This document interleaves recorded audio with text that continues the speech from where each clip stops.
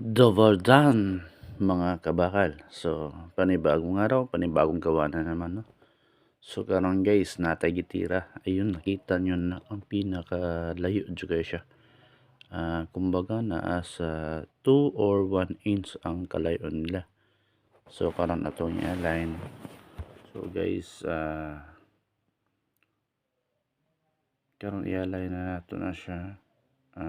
Gamitan na itong mga technique na mga classic technique ng mga latero, no? Klase-klase og mga ideya ang mga latero before siya mo tirada. Ang mga latero na gyud mga plano, naka-advance yung mga plano, no? Usahay ma-miss man nato pero makuhaan lang gyapon nato paraan. Dili man gyud nato nga ingon mao perfect pero gibuhat nato o buhaton nato ang perfect, guys, no? So karon nagalay na buhaton nato ang dapat nato buhaton diya sa pag-align niya sa panel, ano. So isa duha tulo upat lima ka panel na. So buhay OFW, guys, dili lalim, naatanan sa una pa lang, first time pa nato ni abroad, no. Naatanan mga diskriminasyon sa unang abroad, dili man sa trabaho, dili man sa kauban, dili man sa pamilya, basta guys, laban lang mga abroad, no. So at least malampasan nato, no, dili lalim gyud mag abroad.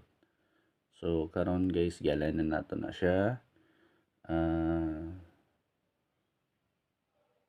Gipang tanggal na to ang mga sa amin na, no. So karon i-dent puller na to na siya, gi-grind na dent puller na po nato. So karon taud-taud ayun po gyud, isa duha tulo upat lima unong lima ka panel na siya atong buhat diha nga ipigi pang align kay bangga sa kilid.